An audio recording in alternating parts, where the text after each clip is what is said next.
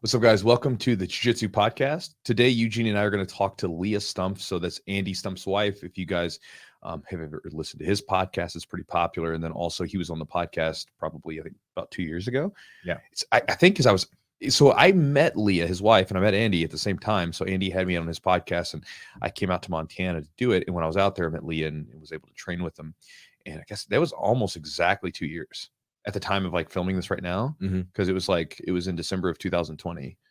And so I remember going out there and was like, it was kind of weird because this was still in the middle of like the COVID times. Oh yeah. It wasn't like, because 2021 it started to be whatever, but like 2020 we were still in the thick of it in a lot of places.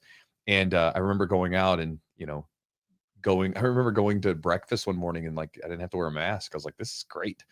Yeah. Yeah. I mean, I was like Montana. Yeah, there's a small town, so some people would wear it and some people wouldn't, which was like I was like, this seems more fair. I mean, like if I'm the dope that's going to die from this thing, then just whatever. But I think I'm okay.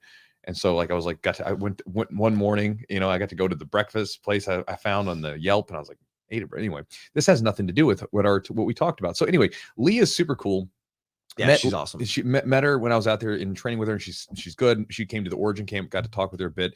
And one of the things that I wanted to talk with her personally about, because I was curious, from a gym owner, from a jiu-jitsu black belt, all these things, is like, hey, tell me more about like the experiences of women in jiu-jitsu, because there's some people that, like, for instance, they don't want to admit the differences in men and women. Right? Like they don't want it, like they want to act like we're the same. And like, that's nonsense. Of course we're not. You know what I mean? It's obviously we're not the same. And any woman that's honest understands that. And Leah's super tough ass woman. Right? But she understands that. You'll hear her talk about this in a bit. And so, understanding how to navigate those differences is very helpful. And so I wanted to have her on the podcast. I wanted to like know about her personal experiences as a woman in jiu-jitsu and some of the things she had to overcome and deal with. And also there's some universals, obviously, that she's dealing with, that are universal to men and women, but then also how she, focuses on growing a program. Because I know that's one of her things, is like growing a women's program. Yeah. How do you do that? What do you focus on? Because I know that, for instance, a lot of my women in the gym, they love having more women to train with. Sure. It's great. They're like, hey, there's more of us here, because again, it's fun to have, a lot more women for other women to train with. And it's, I think it's important too, because I know that as we've had more women training together, it's important because a lot of times women who roll with men a lot, and we'll get into this, they don't, it affects them in different ways when they roll with women in competition, or when they go up against another woman who's tough, if they're only rolling with guys. And, so again, a lot of cool stuff in this podcast. It's super excited to have her on. And so hopefully you guys enjoy this podcast, and we'll jump into it. As always, thanks to our sponsors for helping make the podcast happen. If you guys want to check out Charlotte's Web, is the CBD product that I use personally. It's the one that Eugene uses. They've been a longtime sponsor of ours. Again, for me, when I started using CBD for the first time, I didn't expect much, and it gave me far more than what I was expecting. And so I've been using it for several years. I will periodically cycle off of it just because I don't like to be on anything for too long, because I'm just, even with like protein supplements, I'll stop using protein powders for a while. Just be like, I'm just going to give my gut a rest or something. It may do absolutely nothing, but I do it anyway.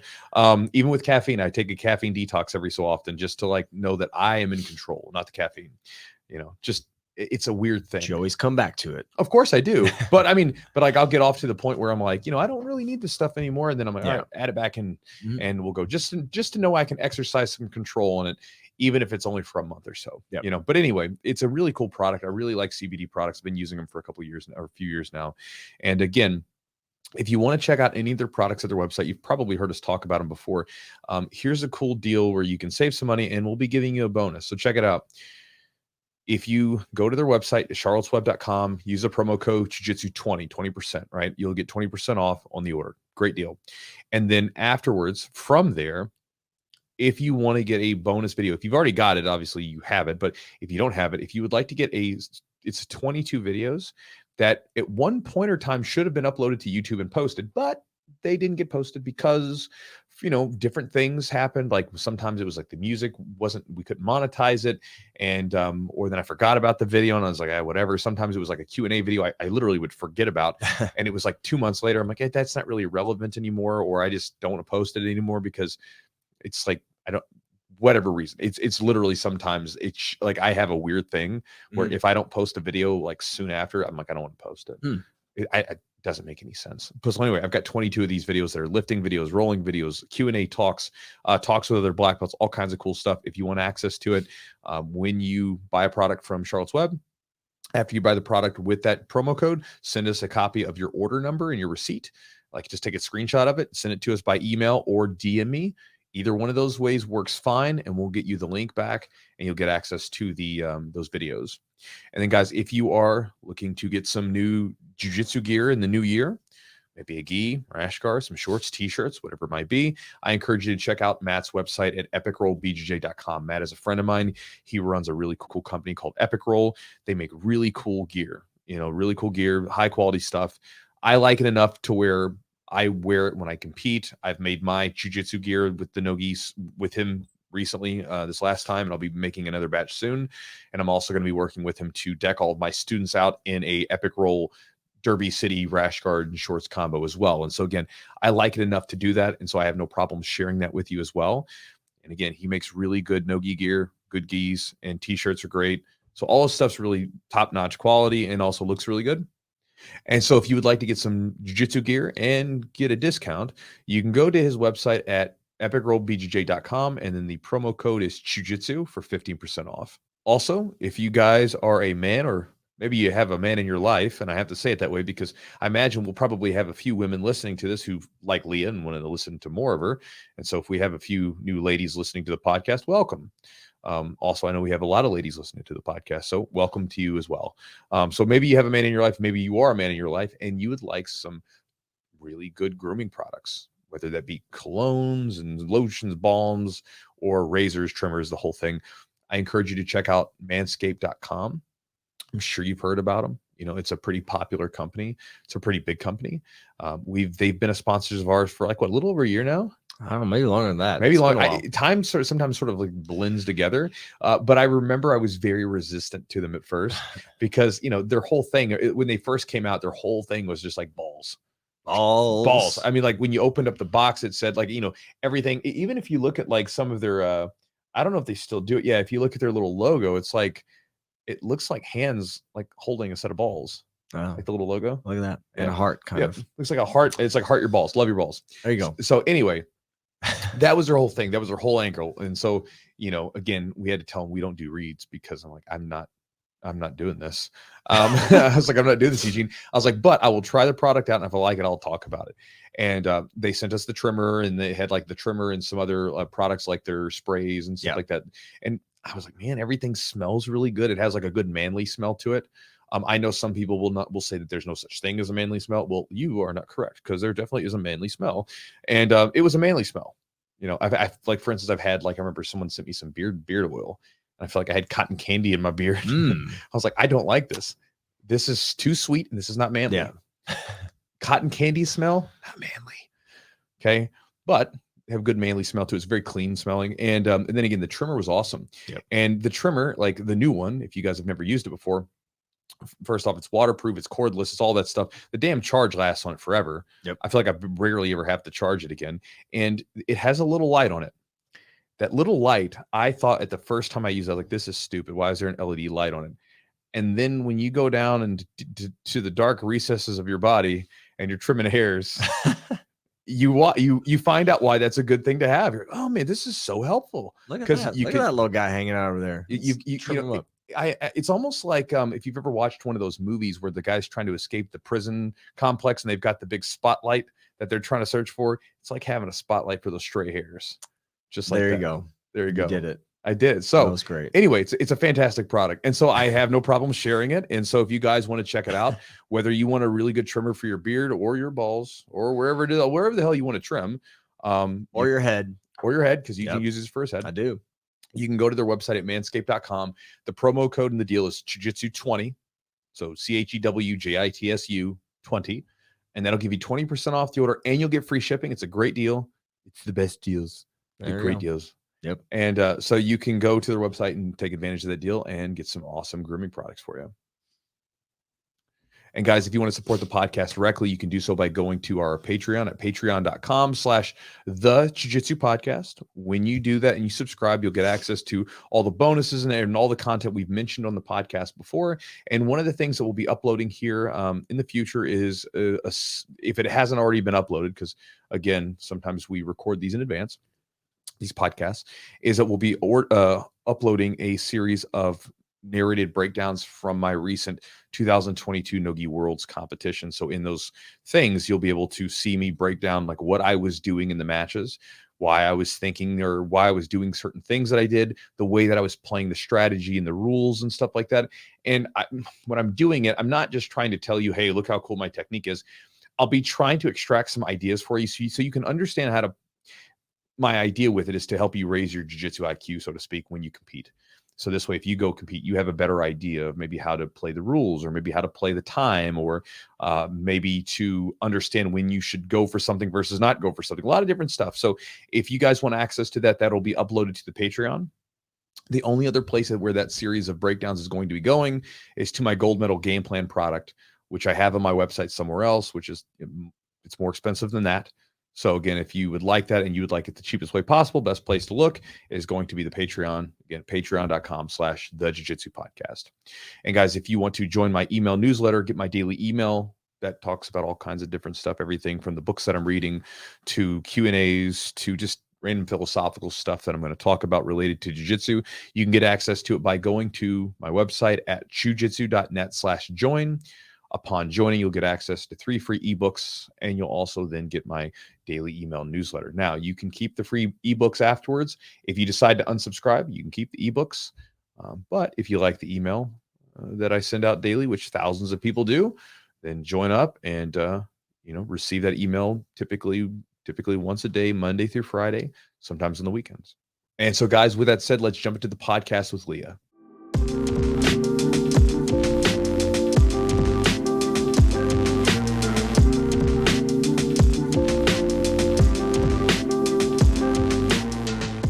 So, Leah, what was your training like when you first started in jiu-jitsu? And obviously, you can talk about, from the standpoint of just jiu-jitsu in general, but also maybe from the standpoint of, what was it like, from your standpoint as a woman coming into it? Were there a lot of women training? Was there like a program for it, or was it just being thrown into the mix with everyone? Okay.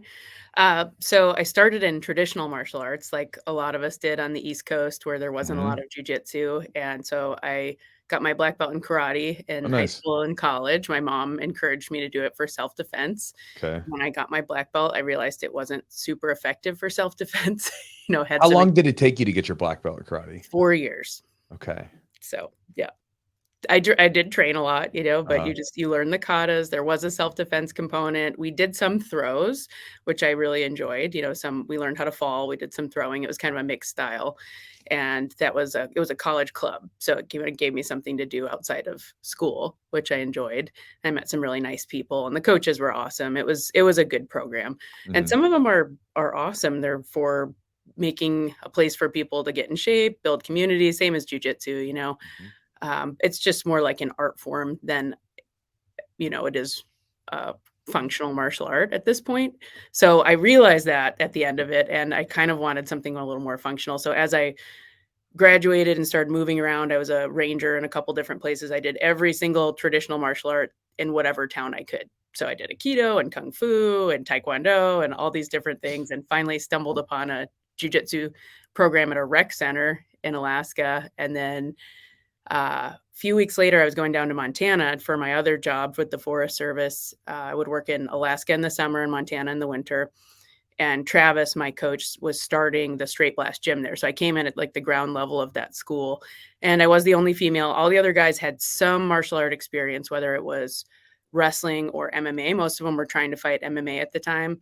And I was the only female. I didn't roll with another female until I competed, actually, the first time in Montana. So the coach, Travis has been my coach since white belt, pretty much. I trained with his coach, Matt Thornton, for 4 years in between there and came back to Montana. So it's been kind of within that system the whole time. And he kept a good culture. It was hard. Those guys weren't giving me anything in terms of position or submissions, but they were not, I didn't feel like I was going to get hurt. Everybody was, they would joke around, but they were kind. The language and the culture was, what you'd expect at a gym where people are taking care of each other, Sure. So I was lucky to come in at that time at that gym.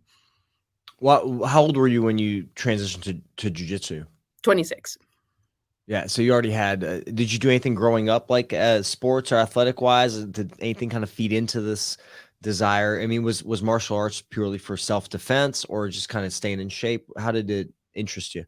I was a gymnast growing up and I got very tall. I'm about 5'9", which is really tall for a gymnast. It's not crazy tall, but no one really took me aside and said, hey, maybe you should pick a different sport. And being bigger and taller is so good for every sport pretty much except gymnastics. Yeah. So I did it through high school, and it's an intense sport and you're practicing every day and, hours a day. And I got used to that and I really enjoyed it. I played softball.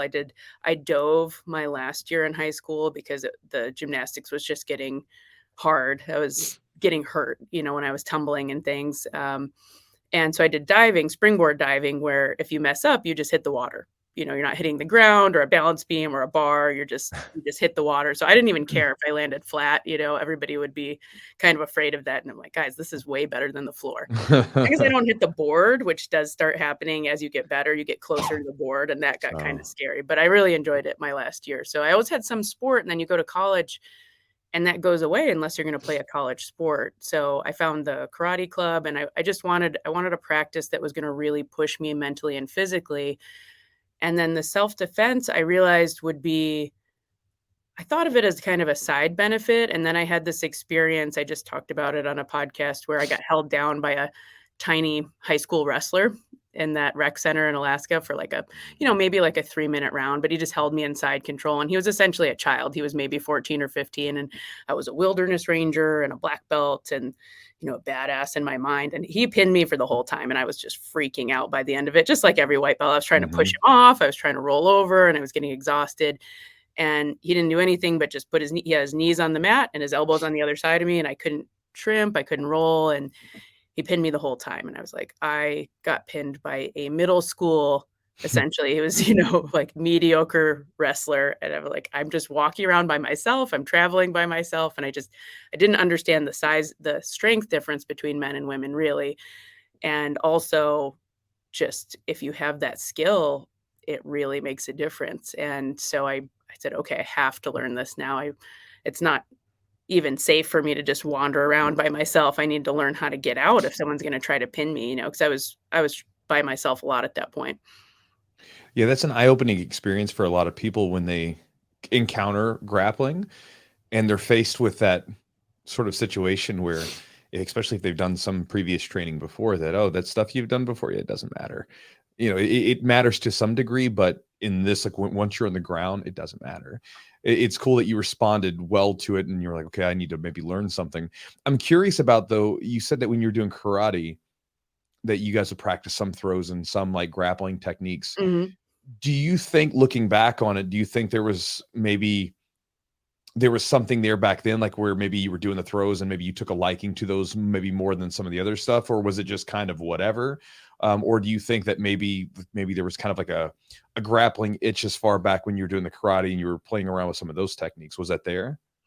At first I was uncomfortable being that close to my partner, but I kind of got used to it. So I was able to bridge that kind of space boundary earlier in my career, which is hard when women start jiu-jitsu. You're really close to guys. And so I had already kind of gotten over that. And I enjoyed the throwing. It was a mixed style, and it was called Aiki-Jitsu. So it was kind of, I would describe it as like a branch of judo, sort of. But we weren't doing a lot of sparring. A lot of it was off one strike. So a little like Aikido, where it was very kind of choreographed. You knew exactly kind of what the attack was, and you could practice your throws. But I got okay at falling and starting to learn those throws. We did a little bit on the ground. I knew an armbar from mount. Basically, I could do that. And I remember my first day at Travis's jiu-jitsu school, I remembered that.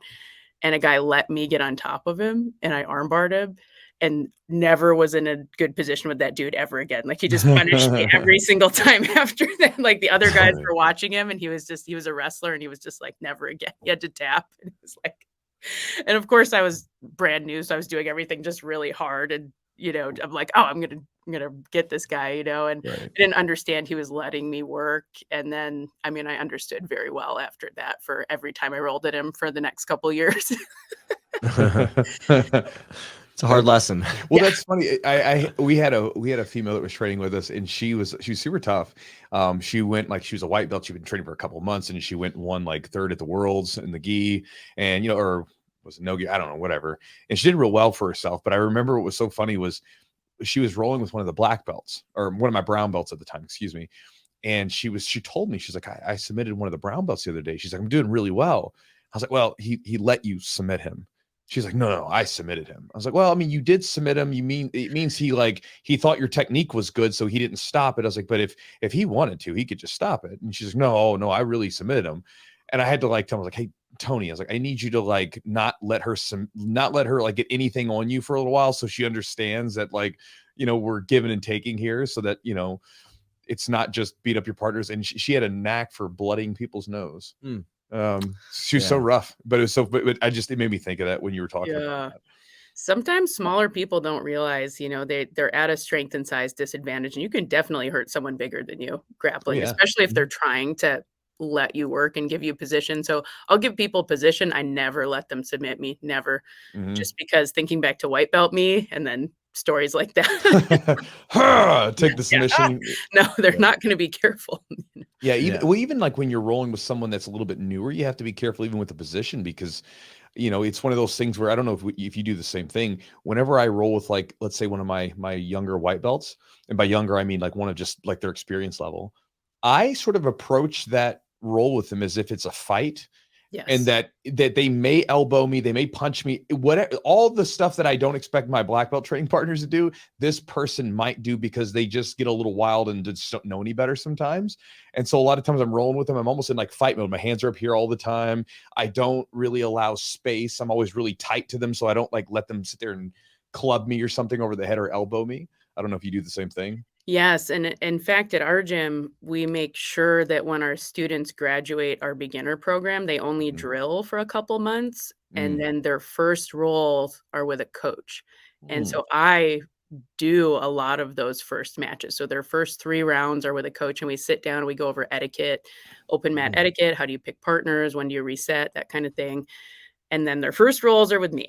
So they do things that are very unexpected. We're used to Jiu-Jitsu against Jiu-Jitsu people, and they'll do things that you just wouldn't have even thought of. I had a guy, he was trying to pass one time and he couldn't pass, and he was getting a little frustrated, and so he just sat, and he sat on my foot, and it hurt so much. The guy was big. He was like over 200 pounds, and he's like, I don't know what to do anymore. And he just dropped, and my foot was under him, and I'm like, oh my God, what are you doing? You were on top. And he's like, it wasn't working. So I decided I would switch. And so he just dropped like a rock. I was like, and I should say, I don't mind if, I do mind, of course, but if I'm rolling with one of my upper belt teammates, we do submit each other. Like, of course I get submitted. Of course. I never let anyone submit me, but if I feel like they have control, I will. But again, like you talked about, those newer people, it is like a fight. You don't know if they're going to just drop in front of you or jump on you. And I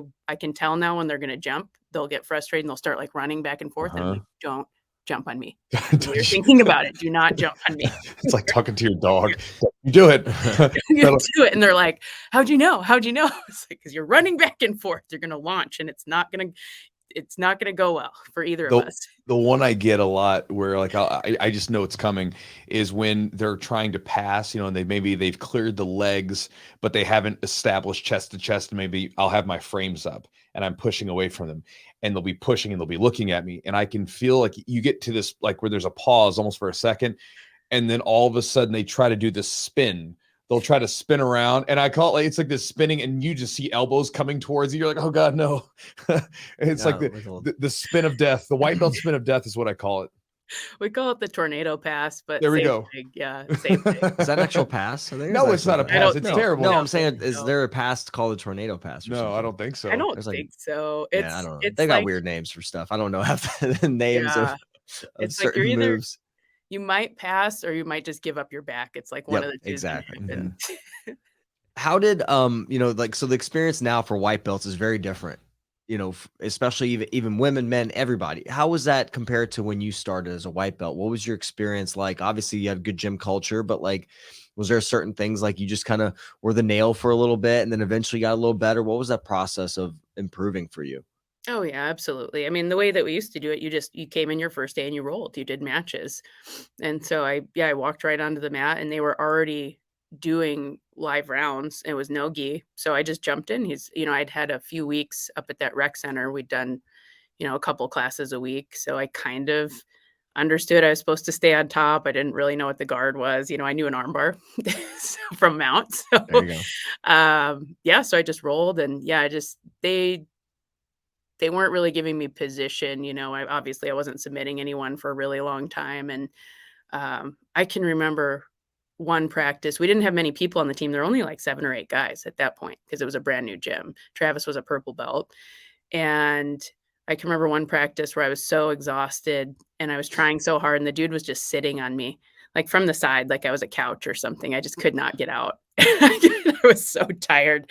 It was that same dude I armbarred actually. He was just sitting at me and Travis was just laughing at me. And I was so tired and I just did not have the body mechanics to get out from under this dude who was like sitting side saddle, not like mount or side control. Like he was just sitting on me. Just hanging out. I couldn't get out. Yeah.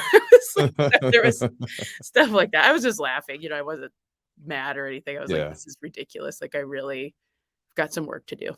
So yeah, I mean, a couple years of that at least, When did it click for you? Is there do you have a specific instance or like a time frame when you start to notice like I'm starting to hold my own a little bit, or maybe not getting out of these positions where I'm getting sat on like a couch? Is there certain times or certain instances where you felt like, all right, I'm starting to learn something, get something? Because obviously it's technique, because strength is going to be on, most of the men are going to be probably stronger than you. So when was that? How did that happen? I think you really start to notice it when new people come in. Mm. So everybody else is getting better at the same rate as you, and you started after them. So unless they're missing practice or not really thinking about what they're doing, you feel like you're never catching up, but you're getting better. It's just hard to tell. So we started to get some new guys in, and I was always trying as hard as I could, because I was a white belt and because I was not as strong. So I was always doing my best, to get out of the position or stay on top. And I ended up holding a guy in mount for almost pretty much a whole round. And I told this story before. He got up off the mat and he just walked out and he got his bag. And everyone said, "Are you okay? Are you all right?" And he's like, "Oh yeah, no problem." And he left and we never saw him again. You made him quit. He never come back. What did you do to that poor man? I just held him in mount. And I realized later, I'm like, that's what people used to do to me. And I could have let him out. I didn't really know enough submissions or think I was going to stay on top. I was just trying to hold the position. I didn't really think I was going to be able to hold him because he was bigger, but he didn't know what to do. So he got held down the whole time. And at that point, I had a couple other experiences like that where I ended up being kind of the bully. And I realized, okay, I'm getting good enough where I can start submitting people. I'm able to hold position. And if I do encounter someone who's not quite as good as me, I can allow them to move around a little bit more, or maybe work off my back, so you have to start learning that skill. I think as you get closer to blue belt, when you roll with brand new white belts, like, are you going to be that guy who uses them as your round to submit them as many times as you can, or hold them down for 5 minutes straight? Or are you going to actually, allow the roll to kind of go back and forth while protecting yourself? Yeah, but I think there's some value to it too, and you can, and I'm sure you do this. You undulate between things, like, if maybe, like for instance, one of the black belts and I were talking about this. He's working on holding mount, and so his goal is anytime he gets a hold of someone, he's like, his side control, his back mount were very good, but his mount was lacking. We worked on some stuff about 6 months ago, and he's been implementing it, and so he's just trying to hold mount on whoever he can get a hold of, and basically slowly, make them get to the point where they take my arm and go, Yeah. and I think it's kind of interesting because again, you had the sensation or the feeling experience of getting held down, which made you want to, like, from the wrestler in the rec center, you're like, okay, I need to learn this because I couldn't do anything. And then, it's interesting when you see people, how they respond to that. The guy gets held down by a person that's probably less physically strong than them or whatever, right? And I don't know, because I don't know if he was smaller or whatever, but I imagine if he was like comparatively to size, he's going to be a little bit stronger than you, and he's held down, by you, and can't move, can't get out, and he's stuck. And instead of saying, damn, that's really good, that woman just held me down for a full round or whatever, I need to learn this stuff. No, I'm done. And I think it's interesting because it tells you a lot about a person's character, what you can deal with. Because if you respond to that in that way, to me, I can't help but think a little bit less of you, because right there you were faced with a difficulty, and you were obviously faced with the fruits of this, of what happens when you get good at this stuff. And you said, I don't want that because I don't like the way it made me feel, because woman held me down. To me, it would be like, that's perfect. Teach me. Like like my first day in class, I got beat up by like all the small guys in the gym. And I was like, this is amazing. I was a wrestler. I came in, thought I was going to be a blue belt. Stupid. And I came in and got submitted by everyone, including the smallest dudes on the mat. I was like, sign me up. I got to do this, because this is special. Everybody had a magic trick on me. I couldn't do anything. Mm-hmm. It's ego. It's ego there. Like, I mean, you're just like, you were used to kind of like, all right, I'm not stronger. This is kind of something I have to learn for my own safety, versus someone's got this big ego and they're, they can't handle that situation. And I think, like Chewy said, it says so much about the individual. I mean, resiliency, right? You have a difficult situation. Can you work through it or pass it? And obviously for them, that wasn't it. I try to help people through that moment as a coach, because it's such an awesome sport, and it can give you so much in terms of the community, and it pushes you physically and mentally unlike anything else I'd ever done. That was what really hooked me, in that flow state you get into. And they miss out at that moment. They're just like, oh, I can't push past it. I can't get by that, So sometimes you can talk them through it, but it's really hard. It's a personal decision. The first time they roll, the first time they really get kind of submitted by someone smaller, again, those kind of the nerd assassin, or the teen in the class, or the girl, like, oh, So yeah, it's interesting to see who works through that. I don't think it's always predictable. I don't know what you think about that, Chewy, but sometimes you'll look at someone, you're like, that guy's not going to make it a week. And then they're a black belt with you 10 years later. One of my cohort, Gus, who owns the gym in Missoula now, I was like, this guy's not going to last. And he was huge. I don't know why I thought that, but I was like, see you never, and now he's a black belt. He owns a school. Yeah. I was making a joke this morning. One of my guys, he's a white belt still, but for whatever reason, the way this tournament worked out, he ended up in the blue belt division, and he won, so he won this blue belt division. And I jokingly, he knows this, I've said this to him before, he's like I guess working to someday be a producer in like this newsroom and stuff like that. And he's got kind of like long hair, and he's not particularly muscular or jacked or anything, just kind of average build. And I remember telling him, I was like, Jay, when you first came in, you look soft, and I thought you were going to quit, and he's like, well, I'm still soft. I was like, but you didn't quit, and, but he went out there and did the damn thing, and he looked great. Like, he showed up really well. I mean, I was like really impressed by him. And I thought that was super impressive. So there's tons of those people, like you said, where I think a lot of times, I don't know what you think about this, and you can chime in on this.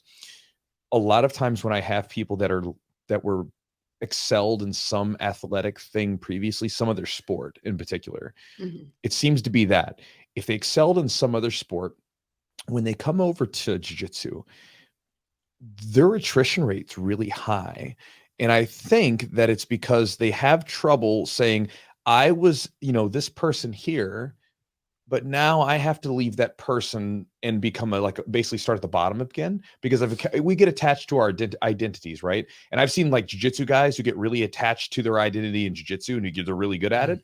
And then you try to maybe teach them how to run something towards their business. And it's area where you're basically a white belt again, and they don't want to hear it, because like, I'm a world champion, I'm this, that, whatever. That's fine, but you're not here. Yeah. And so you have that same thing where you have these people that have gotten so good here, and then when they come into here, they now have to change, and they don't like it. And so I've seen a lot of attrition from people that are really, really good at other sports that don't come into jiu-jitsu with this idea that I'm going to suck in this from the get-go. Whereas we have all these people that come in who just sort of expect to suck because they weren't athletic, standouts everywhere else. And they're like, yeah, I'm going to suck at this because I've sucked at everything else. And it's like those people, because then all of a sudden they come in and they don't care about the outcome because they already expected to be roughed, that they just keep showing up. And then all of a sudden, like you said, 5-10 years later, the person's really good. And, they stick around a little bit more. And I don't have percentages or whatever, but it's just something I've noticed. I don't know what you think about that. Yeah, I think that's absolutely true. And I see the same thing. And Andy mentioned it when he talks about, people ask him all the time, how, as an instructor, how can you tell who's going to make it through buds? And he would say the guys that would be the best time in the swim and the run, a lot of times wouldn't make it. They were a really high level athlete and then wouldn't perform the best in something else, or maybe would spend too much energy on that thing. And it's also just a mindset to be able to make your world small and look for those really incremental progress goals and not look at the outcome like, oh, I lost all my matches today. I'm not getting better. And if you look at it that way, you are going to quit. It's just, it's a done deal. I had a ladies class that I ran last season, and it was a beginner class, and it was to help the women bridge that gap from being beginners to rolling and just be in a group of ladies. And I had, like eight or nine that finished because I required a certain number of classes to get to the rolling part. And the lady that has stuck with it of all of those women was in her 50s. Oh, wow. And she is not the one I would have predicted. Some of them were quite athletic, younger, way less injuries. And she just decided, she's just like, I'm going to keep doing this. So she's still rolling and really good attendance. That's cool. Speaking, sort of transition to that then. So obviously you've come up and you started when there were no other women training with you, and you experienced, I'm sure, lots of the difficulties and things like that are, unique to women in a sport that's mostly guys. It's definitely growing with women, but it's still predominantly men. For you coming up, I'm curious, two things, and we'll start with this one.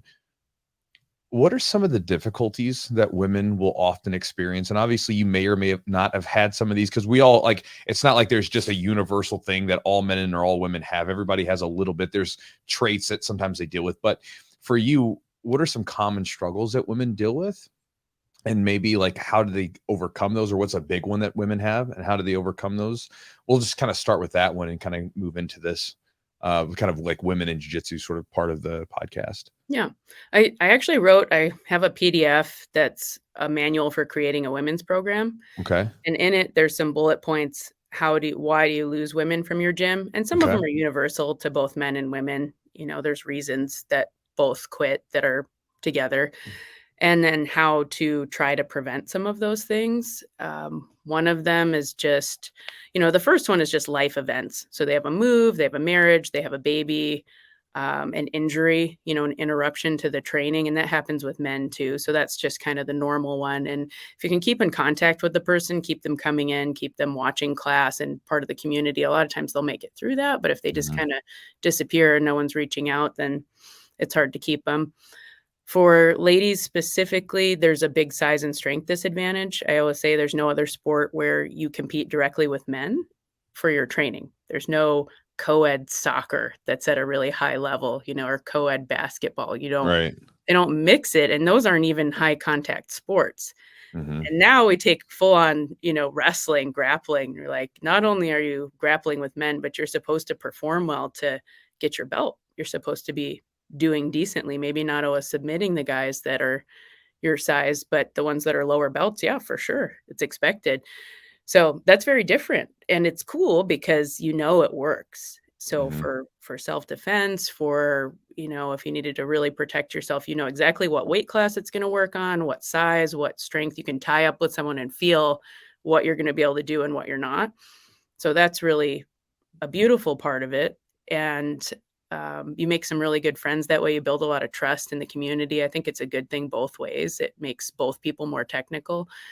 The hard part is you can be doing something right and it still won't work because your timing has to be perfect. Your timing and your position has to be perfect if you're at a strength or weight disadvantage. And that's true if you're rolling with a bigger guy. But if you're the only female in the room, everybody is stronger and faster. So if your timing isn't good, you're doing the right thing, you know what to do, and it's not working. And that can be really frustrating. So I see ladies that maybe weren't an athlete before. So they're trying to get stronger while they're learning a new skill. And it's hard. It's really hard. And it's littered with injuries. So for those ladies, I would recommend starting lifting, and I wish I started earlier. I think I would have had less injuries just to protect your joints. And so you can hold yourself in a good position under pressure. That's where you get hurt. You're not going to manhandle people, but you're going to protect your body better if you're stronger. And you can develop that through jujitsu, but it's a slow process. Jujitsu is not for strength training. It's a lot of body weight. So I would say definitely find a good strength and conditioning coach and start doing that. So that is one challenge. Another one is a lot of women end up dating within the gym, and no one wants to talk about that, that they end up dating a teammate or a coach, and sometimes it works out really well. I mean, Andy and I got married. I got married to my wife, and she was one of my students, and there you go. it happened, So it happens, but then of course you own an academy. You've seen it turn out complete disaster too, I'm sure. Yeah. One of the things I say, and this is, everybody can do what they want to, they're adults. One of the things that I've said in like videos before, I'm like, and I think honestly, this is not a bad sort of recipe, like just period. But if you decide to start dating someone from the gym, like, don't make the relationship like fully physical for a while. Try to push it back as long as possible, because like when that happens, it instantly becomes the intertangled sort of mess that it can be is way different than if, like, let's say if you guys dated for a few weeks and you come to realize you don't really like this person that much and you don't want to date them. You can break off and there isn't that connection that you guys had, opposed to, I feel like I've talked to some of the young guys in the gym anyway when they're dating and stuff, and I'm like, don't do it. Just push it back for a while. Cause I know it's like everybody like gets to it really fast, but I'm like, figure out if you actually like that person or if you just like the physical relationship with that person. And a lot of times I've seen guys where they've been in relationships and they really don't like the person, but one side of it's good, right? They'll say, well, this part of it's good, so I'll stick around for a little while. It's like, well, push that back for a while. And this way, if you don't like that person, you guys don't have to have that thing where, you guys did something and now you don't want to be with them. And now, like, after having sex with them, you don't want to be with them any longer. And then it creates this mess in the gym and then, that kind of thing. Yeah, it's definitely a hidden source of attrition for women, especially young women. A lot of them start because they are looking for a challenge, but they're looking for a way to feel stronger, to be more confident. They may have had some trauma in their past. They might be getting out of a relationship or a divorce. They might be moving. Like, they're a lot of times going through some big life transition. Like, I want to do something to feel more myself, more strong, and so they're at a kind of vulnerable spot a lot of times. And if there's someone there that's willing to take advantage of that, especially if they're in a position of power, it can be kind of easy, easy pickings. And if it doesn't work out, if you date a coworker, you might have to see them. You're not going to fight them. You do not have to wrestle that coworker. You're not going to be this close to them. Work out. Yeah. So it gets awkward really quickly. So I've had to take some ladies aside and be like, you're going to have to decide, do you like screwing around or do you like jujitsu better? You're going to have to pick, because you can't do both and stay in the school. You're going to end up leaving.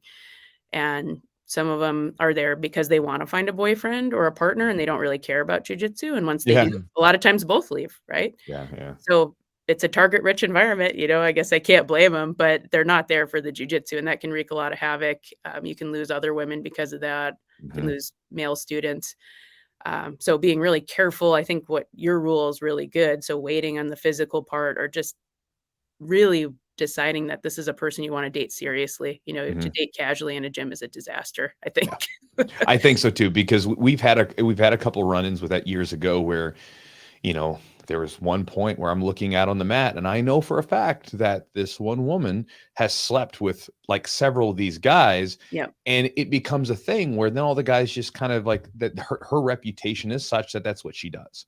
Yeah. And that's not, like you said, that's not conducive to a good relationship with all the guys and everything else. And so I think it's like you said it very well, like kind of going back to what I was saying, if you're not going to date them seriously, just don't do it. Like, unless you really like this person and you're like, I just want to be with this person, I want to date them seriously, just don't even mess with it. Yeah. Because the casual thing's a disaster. It is. Right. It totally It is. So those are a couple of things. The strength size difference can Mhm. be it just wears ladies down, and especially if they're getting hurt, constantly.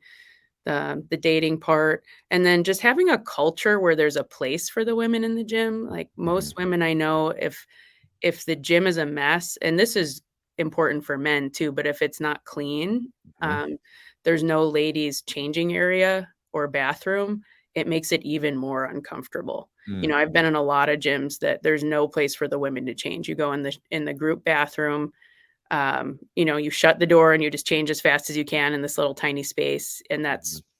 you know, it's fine once you've been grappling for a while, you kind of expect that at some gyms. Mhm. But if it's your first time, you go in there and you're like, I Yeah. don't think there's really a place for me here. There was one of our gyms, they have a really nice facility now, but I was flying out and I'm like, I want a shower. And they said, well, we're going to kick all the men out of the locker room so you can Yeah. shower. And I'm like, this is what you normally do. And all the girls are like, we just don't shower here. But they would tell people, "Oh, like, yeah, there's a place to shower." And I'm like, "Okay, kick everyone out, and I'm gonna have this guy sit by the door while I take a shower, and then I'm leaving." I'm like, Mhm. I'm not leaving without a shower. So, um, yeah, there's gotta be a place, and the women, they have to be treated well. If bad treatment or bad language or, they're being bullied or talked to, kinda harassed, and the coaches tolerate that, Mhm. they're not gonna stick around long. If they have a real bad role, creepy wise, some Yeah. men are predatory and they use that to their advantage, that they can be on top of a woman and they'll be careful about it. They'll be careful about who's watching them, the ones that can stick around longer. So you have to keep an eye out for that and have to have a good enough relationship with the women where they're willing to come tell you. Because we've had that happen before and I didn't find out about it till 6 months later. Like people are Mm. quitting, or they're like, why? I'm like, hey, why aren't you going to open mat? And they're like, well, I had this really bad experience with this person and I didn't want to come back. Mm. And so you have to kind of identify those people and you have to kick them out. Yeah. Or long term, they're going to cost you students, and you're also weaponizing someone who has bad intentions or bad tendencies. And the ones that are good at it are harder to spot. The ones that are bad Mm. at it usually get kind of funneled out pretty quickly, I think, at most Sure. schools. But the ones that are better at it and more careful and smarter are it becomes a he says, she says things. And sometimes those people last at a school a really long time. They end up a purple belt, a brown belt, maybe even a black belt. And it comes out later, when it's really a problem. Mhm. What specifically are you looking for in those instances? Like if you're a coach, you're like watching people roll. Like what are some warning signs? Because this is like interesting to me because I never even like thought of this even being a thing. Like that somebody would do some kind of predatory behavior, like actually on the mats in front of people while there's live rolling going on, and like somehow can disguise it and things like that. Like, is there a certain type of things you look for? And then on the second part of my question, is there a certain etiquette that maybe you have new white belts coming in? Is there anything you instruct or educate on general rolling and even rolling with women? Like, hey, this is how you need to this is basic etiquette things that you need to pay attention to. hmm I think some big red flags, and these are the ones that are a little more obvious, but sometimes we don't notice this if you're all rolling. If no one's watching the open mat, but you're rolling, the coaches are on the mat rolling, which a lot of times we are. We want to roll with our students. So we're not watching, and you may not notice that someone might be picking just the smaller people in the room or Mm. just the women. And it's crazy to see, but we've had it happen before that they're rolling with like the teenagers over and over again and Mm. the women. And when it's time to pick a partner, they'll try to pick the women. Um, and just, kind of following them around after practice, and those might be people who are genuinely trying to date and just kind of doing an awkward job of it. They're Yeah, they're following them not too good at being charismatic. following them around at the gym, trying to give out their Uh, phone number, just not giving them space before and after practice. That can make mhm. someone. I've had a girl quit because of that. Guy just wouldn't leave her alone. I Mm. had a conversation with him. She actually moved to our other gym and he followed her. And I had to Mm. talk to him and be like, "Look, you train What? here, you train with me, you don't go over there." So um so those are a couple things, and then positionally, sometimes you'll catch it positionally. You'll see them hold the person and mount and just look at them. make eye contact. Ugh, Yeah, and that's creepy. children do that. It's like this weird animal predatory instinct. Children do that to each other, and Sure. I will tell them, like, "Stop doing that." They'll get on top and just, like, they'll pin the other kid's hands and just, like, look at Uh-huh. them, and you're like, "What are you Yeah, doing? yeah. Stop," you know? It's funny you mentioned that. I have seen kids do that before. You're They right. do. You don't Yeah. have to teach them. You do not Huh. teach them. They just if they get to drill, I'm like, "That other kid let you get on top of them, and this is how you're gonna start," you know? So they learn that. I mean, they're 5, they're Mhm. 7, they don't understand that that's a little bit intense. Huh. But when you see a grown man do it, especially when there's someone smaller, and I've had some ladies quit because of that. They're like, "I got held down for 5 minutes, and the person was just looking at me, eyes to eyes." And I'm like, yeah, that would be enough, especially if they've had past trauma. They're Mm. like, "Yeah, this isn't a place for me." Well, yeah, even making like direct eye contact with someone just day-to-day life. If I was to go, I mean, because we kind of our look kind of glances, like we might look at eye contact for a second, it kind of moves back and forth, but we don't just stare intensely into someone's eyes. Obviously, unless there's some sort of intimate setting most of the time, or you're just creepy, most of the time your eyes are kind of moving around a little bit. Mhm. And, uh, so the touching part can be kinda tricky because you're Mhm. rolling all over the place, but you can kinda tell the difference between an accidental touch and then something that's purposeful. Yeah. I've had the experience where someone tried to use my chest as, like, a handle, like, they're in mount bottom and they're just, like, double push, and I'm like, "That's gonna be a problem for you," Yeah. like, I'm not getting off, like, Yeah. but a lot of women would be like, "Ah, that's inappropriate," I'm gonna hop off and do a different position, and I'm like, "I'm gonna lean into it, and I'm gonna arm bar you," Yeah, right. and this is gonna be a really bad rest of the roll for you, but a lot of women can't do that, like, they're gonna be uncomfortable, they're gonna get pushed off, and they're gonna be like, "Oh god, like, I don't wanna roll with that person again," so, the more predatory ones, I would say you'll see them trying to corner the person, in an area of the gym where maybe not as many people could see them, so they need Mhm. kind of privacy and control to be predatory, and that can extend itself to after gym activities too. So if they're Mhm. partying, if there's alcohol involved, it can get out of control really quickly. So you just have to kind of watch and see those people. A lot of times those people just give you bad vibe. Mhm. Some of them are better at hiding it than others. Andy's really good at spotting that. If you've rolled a lot, you can just kind of tell you're like, they're just like a little bit off, and you need to listen to that voice because you're picking up on the predatory body language or words, and it's not always logical, and you don't Mhm. always have to wait until you have concrete evidence that they are doing it on purpose. So we Sure. we have kind of a 3 strikes rule now, because I felt like we had one where we waited too long and kind of weaponize the person. I kind of regret everything I ever taught that person. Mm. Yeah, you're right. Like the thing that I think was pretty like something that I kind of keep an eye out on a lot for is and this is true with if you're just trying to obviously predatory, but also if you're just being a bully, is like if I see guys that won't roll with the tough rolls relative to their skill level, Yep. then I'll start to like, hey, you're gonna go with them now. I'll start picking like most of the time, like when we're doing like an open rolling session, people can just kind of mix it up however they want to. Mhm. But I'll keep sometimes I have an eye on people and I'll say, Yes. I never see that purple belt roll with, another purple belt, brown belt, or black belt. I always want to see them roll with the small white belts or blue belts. You know what? I'm gonna roll with them now. Hey, you know what? Now you're gonna go roll with that person now. Like I'm not gonna give you any easy rolls because I don't like I don't like that. Yep. It just to me it's like you're purposely picking the easiest rolls, and there's fine to like mix them up.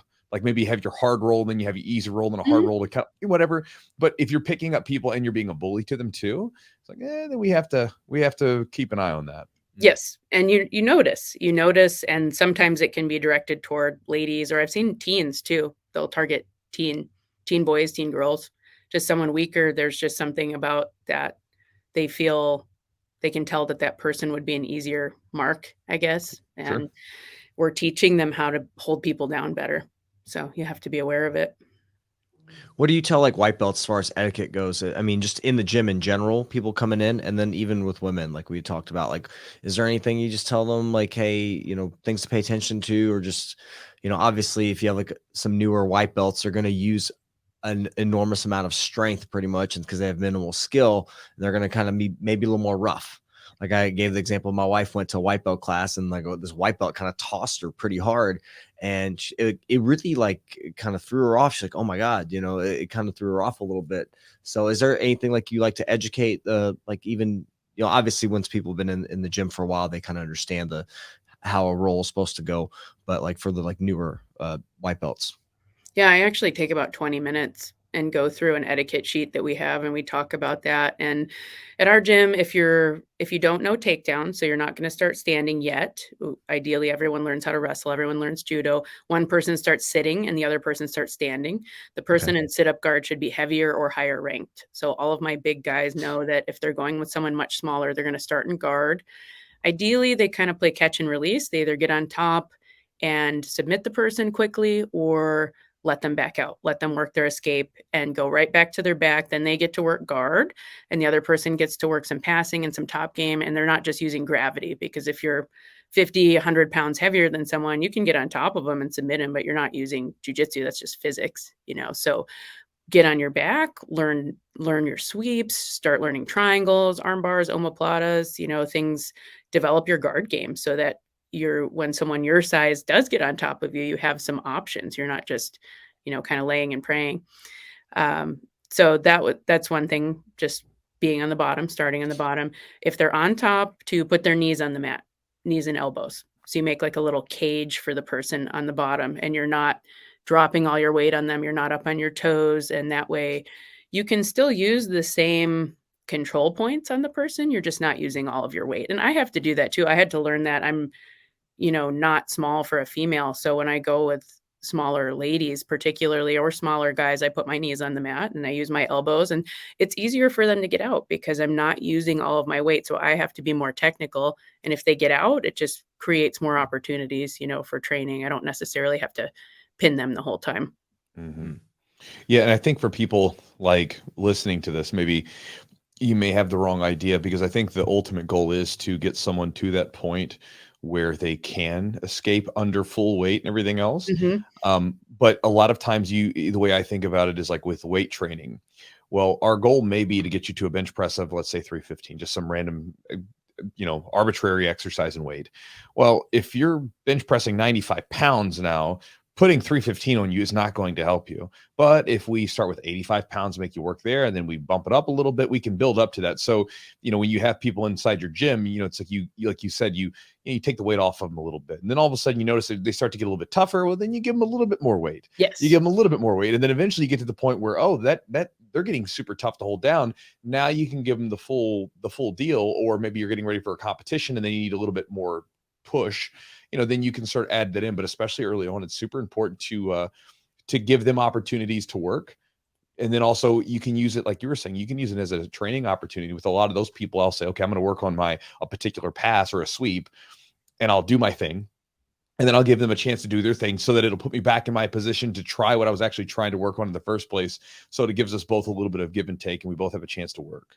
Yes. Yes. I would agree with that. Yes. The gradual increase, especially as you climb belts, you know, you're going to, if a dude gets on top of me and they're one of my white or blue belts, they're going to put their weight on me, and that's okay. You know, ideally at this point I can get out. Yeah. Now here's a question for you, because this is something I get asked a lot about, either coaches wanting to grow their women's program, or other women, you know, that they're there. Like, okay, I am the one maybe out of like 3 females that's training in this gym, right? And I'm here. What can coaches, and you can even speak from like another, like you're a non-coach, you're just maybe a white or blue belt woman who's training and wants more women to train with. What are some things that gyms can do in order to grow their women's program? Yeah. And again, I have that blueprint all written out, and that is the culmination of kind of 14 years of experience. I've started ladies programs in more than one gym, and then also having been a teacher myself for a lot of years outside of jiu-jitsu. The biggest thing is just having a time and space. So even if there isn't an instructor, having an open mat time where ladies can get together and train, because a lot of times they'll be kind of scattered throughout classes. We have a fair amount of women in our gym, but there'll be, you know, 3 or 4 in each class, and some daytime, some nighttime. So I try to have a space on Saturdays where we can get together and train. And then we're going to add one during the week also. And it's a constant thing. It's a really fragile community. We also do social events outside the gym. So we just had a cookie exchange, a holiday party. It was super fun. And so all the ladies will get together outside the gym and hang out, and they get to know each other socially, which is so important for women. They need the social support. They need those relationships to keep them coming back and kind of have those shared struggles together. I think it's even more important for women. And it's just fun too. You see their jujitsu, especially with the white or blue belts. A white or a blue belt roll should be back and forth, back and forth, back and forth. They can't quite hold position. They can't quite finish submissions. And when you see someone with a big size and strength difference, a guy with a girl, it's just kind of they get pancaked and that might be the end of the roll. But when you watch women roll that are white belts, it's back and forth. They're having these transitions, they're getting out, they're trying a submission, not quite finishing it. And you get to see kind of where they're at. So it's a little easier to rank people too, that way, rank ladies. So that's, a huge advantage of it. So having a space, and you have to fight for that at some gyms. A lot of coaches don't really see the benefit of it, but half of the population outside of the gym are women. So you're going to have more people at your gym, more students if you can get the women in. And if you can get the ladies that are moms and girlfriends and wives that are in the gym every week anyway, to have a class and a space for themselves, they will come. They want to train. They're interested in what their husbands are doing, their sons, their daughters, but they don't feel like there's a place for them. Like it's for them, but it's not for me. But if you create a class, you create a space for them and you say, no, this is for you. You are welcome. There are people here that are your age, that are also moms, that are also girlfriends, and that just want to try this. They could, a lot of times when I do even just like an 8-month or 8-week class, some of them try it and keep going, and some of them just try it and have a better understanding. They have fun, they're challenged, and they understand their family a little bit better. It just keeps everyone in the gym longer, when you have the support of the women in the group. So I think it's important for that reason. So building the space, having a time on the schedule. This is the women's open mat. It's not open mat where there's a bunch of dudes, on the same mat kind of running over that space, like at least part of the mat. It's like, this is the women's side. They're going to rotate through. If you can have a technical leader, doesn't have to be a female, but someone who is not going to try to be sleeping with the women, not use it for serious, It's like if they're like, oh, I'm the leader of the women's class, and they're like, making women fit, that's not going to work. So you have to have someone that is kind of compassionate enough and patient enough and, is going to make corrections in a way that's positive. Then they'll be able to handle the ladies. And it could be a guy, doesn't have to be a girl. And then you need a social leader too, somebody who's making those, let's compete in this tournament. Let's have a party. Let's go for a hike, every other month or so. And it kind of gels the community. And I will admit, I've been traveling a lot lately. So my Saturday class got super small, so I'm kind of building it back up now. It's a constant thing. Like I said, it's a small group. So when you lose a woman where they move or they decide, they have a life transition, it's like a big hit. You're like, oh man, one of my blue belts moved, that's a big deal. And so, to keep them is it's a little more work, I think. Yeah. Yeah, no, it makes sense. And it is different. And like, it's almost like running almost like a subgroup within the main group, because you have your main group. And then I know like our women's classes, right, they fluctuate a bit. And I guess it's also too like women in society, just as a general sort of thing, they're like, for instance, as like with boys growing up, I mean, not all boys, but a lot of us, we just wrestle around and fight. It's very natural, normal for us. It's what we do. Yeah. And with women, it's not necessarily their default. Some, I remember there were some young girls that would like scrap with us a little bit when we were younger, but for the most part, women, they don't have that default to just like, we're going to wrestle around, get really close and whatever. And so I think that you're probably working with a smaller pool to grab from, probably just right out of the gate. And then, like you said, keeping them in there and some of the different challenges they have to have that space. And if they don't have that leader to guide them, it can create a problem. I know one of our women that runs our women's program, she recently had a baby. And so she was out for a little bit, and the women's class got really small. And it's starting to work its way back up because she's back. But, you see that once because again, some of the women they like training with the women. They don't really want to train a bunch with the guys. Yeah. Some of them, they don't really care. They'll go back and forth. But especially with the women that don't like training with the guys, if the woman leader's gone, it's like, I'll be back when she's back.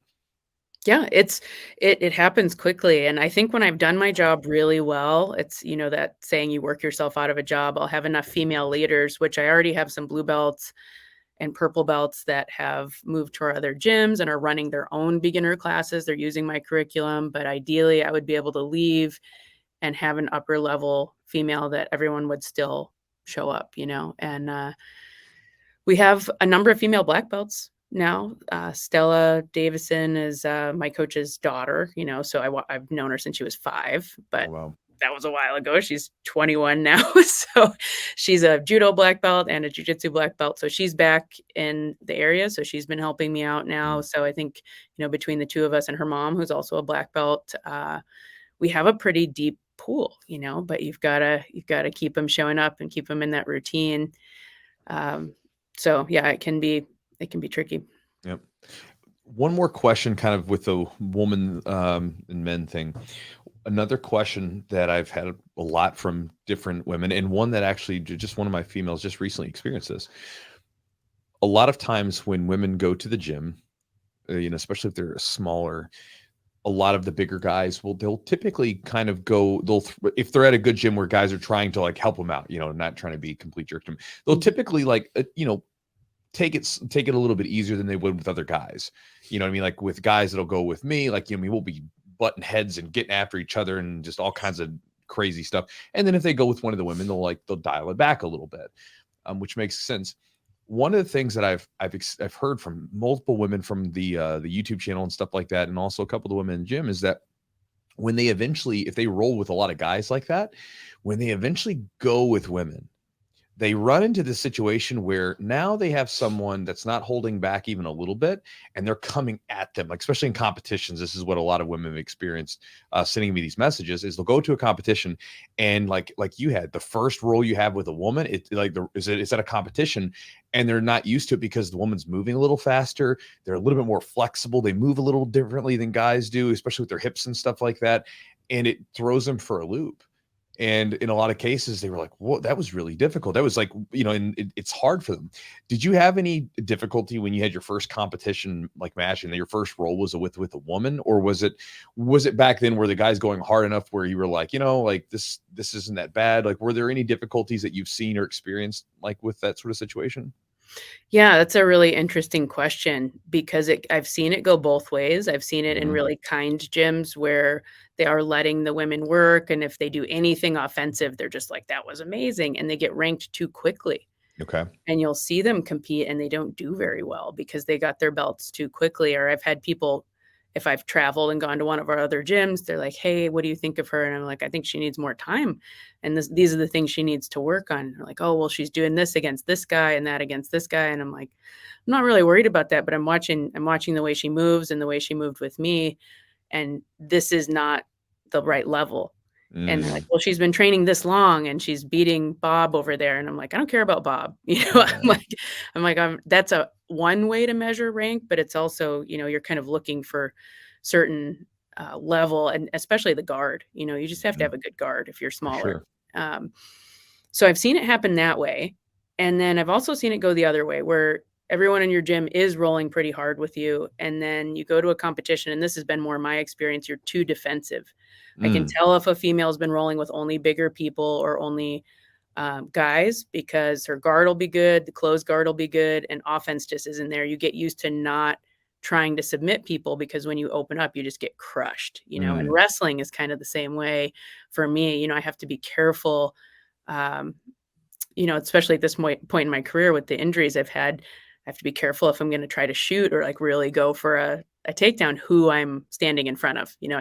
I can't do that with everyone. So it makes you a little more defensive. Then you go with a female, your own size, and you're like, "Oh, I have to be careful." And it's like, no, you don't. She's your size. She's closer to your strength. You can actually impose your strength a little bit and you can win scrambles and you can go for submissions. I watched one of my friends who's a purple belt. She just did really well in Masters Worlds. She had a fully locked on armbar on this girl. She pulled guard. The girl stuck her arm in, fully locked in armbar from the guard. And she let it go. She just took her legs off and let it go. And I was like, "That's it. She won." And she just let it go. And she ended up winning the match, but it ended up being a pretty tough match. And I said, "Why didn't you just crank that?" And she said, "I was afraid of getting stacked." And I was like, it was a girl it was another 125-pound, 130-pound girl. She was not going to be able to stack you like that. Like you were going to be able to throw your heels down and finish that. And she's like, I just didn't think I had it. And I was like, you could not have had it anymore, And we had that talk. And then she ended up winning a match later where she did have to yank on an armbar and go belly down and finish the girl, and she was down points and it was the last 10 seconds. And I was like, if you get a girl's arm again, you got to crank it because they're not just going to give it to you. They want to win too. They didn't travel all the way here to win, to let someone armbar them. So you're going to have to actually do it. Not to the point where you're trying to hurt them, but you have to finish it. Yeah. She was like, oh, okay. So I've seen it kind of go both ways. It's a hard balance for me. Also, I can remember all my upper level partners are guys. And my guard passing holds up better against guys than girls. The ladies they're used to playing so much guard and they're so mobile, so flexible. I had a much harder time passing and it was hard for me to replicate that, So there's just some things that are different. So you just have to kind of do the best you can with it. I think it's better if the guys are a little more careful. You're just going to be injured less. You're going to get time to work. You're going to get technically better. And then where you're going to have those harder rolls are actually with the white and blue belts because they just don't know any better. So they're going to be trying really hard to win. So you're going to have those rolls in there. You're going to have those tough rolls. And then there's some people who just don't care. Also, I think at every school, like there's some that are really nice. And then there's some that are just like, I'm going to win every match if I can. So I think you get those tough ones in there. I don't think that that's a problem if people are being too nice. And when you're training for a competition, 8 weeks or so before, you've got to start doing some harder rounds and find some smaller men that can go a little bit harder with them. And so they can be allowed to feel that faster pace. But I've had some that happen though, to some of my ladies that I would say they lost by what I would describe as like prison jits, they like put it down hard. Like I had a girl like burst into tears because a girl like put her down in the mat hard and she didn't quite slam her, but she just like put her down hard and she got the wind knocked out of her and she just started crying. And I was like, no. I'm like, you're fine. And she kept going, but she just no one had ever put her down hard, or I've had girls thrust choke, reach through the closed guard. And normally that's a big guy move, but I've seen some ladies open the guard that way and they were just like, and ended up tapping. And I was like, we don't do much of that. We don't reach through the guard or we don't put each other down hard, So I had a tournament where a bunch of my girls lost because they just weren't used to kind of like rougher jiu-jitsu, And so I was like, okay, well, I'm gonna have to start yanking you guys around a little bit more before you go. Yeah. I mean, it's a balance. Like you said, you're trying to get these people up to speed. And I mean, this is true with even plenty of guys where you're trying to get these people up to speed and give them the right sort of amount of stimulus where I'm not giving you too much, but I'm not like letting off the gas too much. And especially when you go to a competition, it's like, I want you to, and I think it's also too, where with us, our main focus with people training is not just competition. Because if it was just competition, then it's like, well, the hell with it. I'm just going to run you guys through the ringer and whoever sticks, and we'll just have a real tough competition team. But it's like, I want you to be able to train for a long period of time. So I don't want you to get injured all the time. And I want you to be able to continue to train. So you're always playing that balancing act. And whenever you get into competition focus, you're starting to get into performance, which is always going to increase the risk of injury. And so you do that periodically, and then you kind of, balance it out. So it's interesting. Thank you for the sort of the feedback on that. What I was want to ask you, what injuries have you dealt with, and also recovery wise? And the other half of the question is what are some of your ideas or keys to injury prevention or injury mitigation? Practicing over the years, a lot of times being the smaller person, what have you done to kind of maintain? You said strength and conditioning is very important, of course, but what have you done as far as injuries, recovery, and kind of keeping your body healthy? Yeah, lifting has been huge, and I didn't start it till later in my career. I think I was, a purple or a brown belt before I really started adding it in. And my worst injuries were, I had a bad one at brown belt, but I had a couple knee injuries, a couple knee surgeries. It's like it's hard to find a black belt who hasn't. If you haven't, I'm proud for you. Would you tear? My meniscus. A couple times. Yeah. I've had the same. Yeah. It's hard not to, if you're really getting out there every day, it's hard on the knees. So meniscus. And then, so I had a couple surgeries there, and then my neck, as a black belt, has started to have some issues, and you have to change the way you roll. Every time you get injured, you have to change your game to protect that. And I find usually it means you're actually being more technical. You're keeping yourself in a better position, and things that you kind of allowed your body to tolerate over the years were not great technique or not great positioning anyway. So I just, I do not let people grab my head now. I don't, and why should you let people grab your head or get cross-faced? It's bad technique. It's bad jiu-jitsu. I'm very careful when I invert.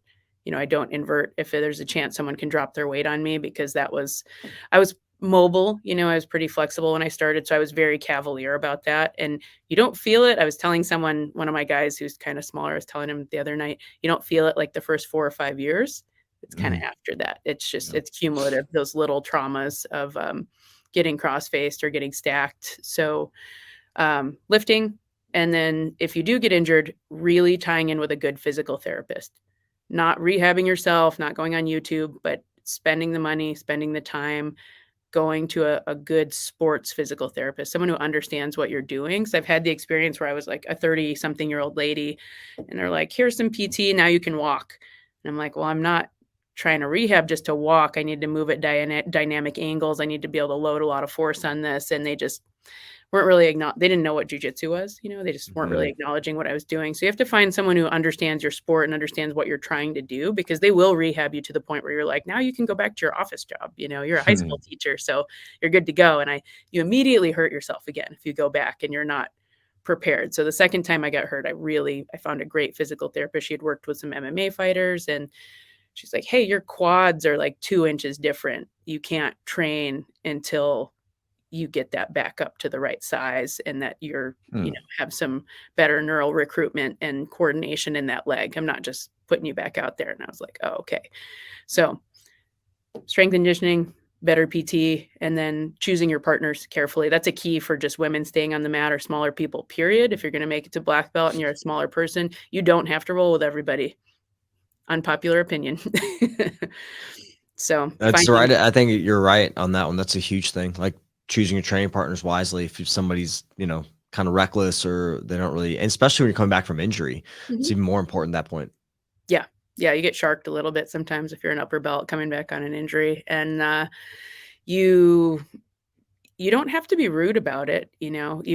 I tell people, pick the people you want to roll with. As the bell goes off, be walking over to that next person. Hey, can we roll?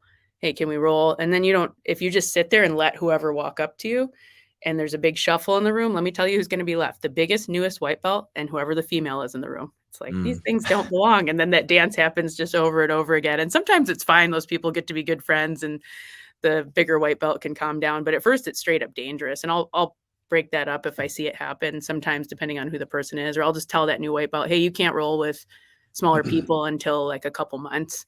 And they're like, they don't care. They're like, okay, they're like, I get it. I'm big.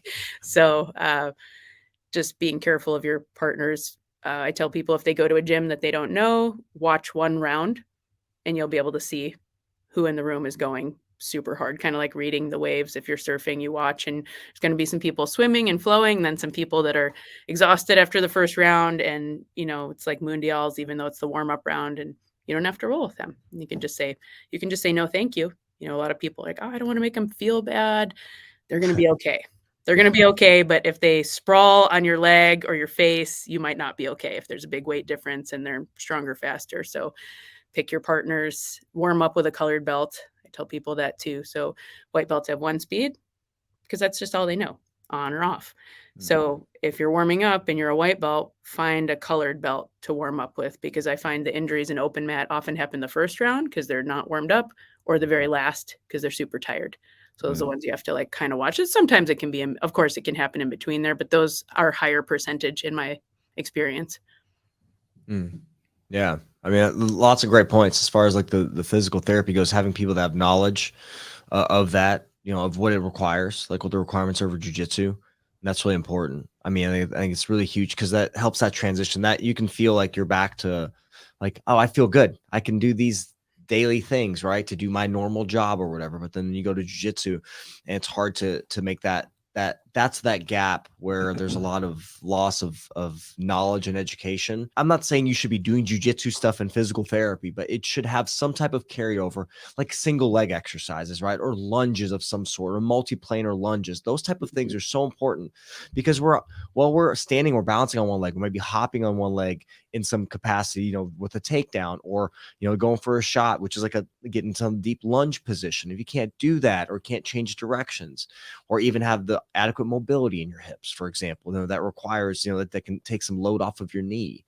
Like, it's just so important to have some of these things, and then transitioning back slowly, because there's a disconnect between your mind and your body. Your mind's like, oh, I'm there, I'm ready to go, and your body's like, what? We're lagging behind. It's like it's buffering.